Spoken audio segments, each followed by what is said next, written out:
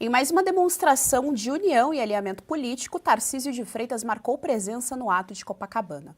Se o Partido Republicanos, legenda a qual é filiado, integra a base do governo Lula, o governador de São Paulo tratou de separar o joio do trigo.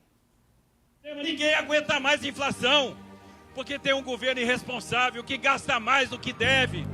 Ninguém aguenta mais o arroz caro, o feijão caro, a gasolina cara, o ovo caro. Prometeram picanha e não tem nem ovo.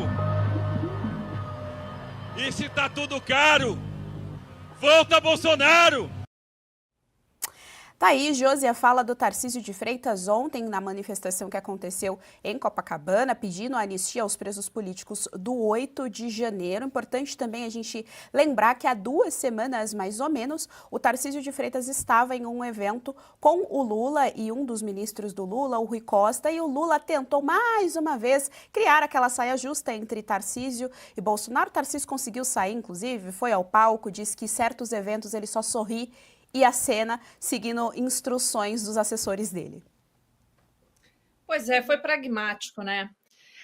Um ponto importante que eu tenho observado no comportamento de Tarcísio, mesmo a gente não tendo ainda clareza, tá? Porque tem sim, por exemplo, parte do mercado que aposta no trade Tarcísio para 2026, mas não temos nenhuma clareza a respeito disso ainda, principalmente pelas declarações dele pró-Bolsonaro para 2026, ele deixa isso claro, mas ele está trazendo um comportamento mais posicionado, tá? Ultimamente. Eu acho que falta muito também para várias outras figuras políticas, óbvio, né, que o medo, a censura, a perseguição calou muitas pessoas.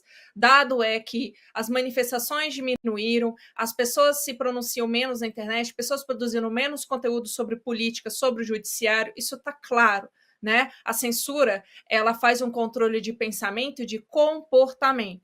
Mas voltando, esse posicionamento claro aí dessa questão de slogan, né? De se tudo está caro, volta Bolsonaro, pensando já para 2026, isso traz uma mensagem clara de qual que é a situação hoje com o PT no governo, independentemente de lado político e de ideologia. A gente está falando de números, de dados, inflação, gasto público, déficit de estatais, vários outros problemas macro, né, que nem toda a população consegue acompanhar e compreender, mas principalmente os problemas domésticos que estão na mesa ali do trabalhador, que está, sim, percebendo que a situação não está nem um pouco saudável. A popularidade está caindo, principalmente por conta da inflação, que está refletindo, como a gente está vendo, no ovo, né? Onde nós somos um dos pioneiros em produção, no café, Brasil é o maior produtor de café. Então, assim, esses pontos aí são cruciais para o eleitor, até então de Lula,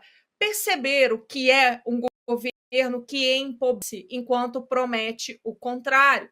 Então, acho que sempre houve a faca e o queijo na mão e pouco manuseio dessa ferramenta, sabe? E tu tá provando como ele sempre foi mais pragmático, ele sempre foi mais retido, que eu acho que tem que ter um movimento de mostrar isso de uma forma mais clara, numa linguagem que a população em massa entenda. Então, é a percepção em relação a Tarcísio. Também considerando aqui que ele, nesse discurso, pela primeira vez, nos últimos tempos, ele deu um posicionamento que, principalmente a mídia, né, e os ministros do STF entenderam como discurso anti-STF, tá? Que antes ele não tinha, e isso pode, inclusive, mudar o rumo dele aí para o futuro, seja 2026 ou 2030 para o Brasil, por conta desse posicionamento.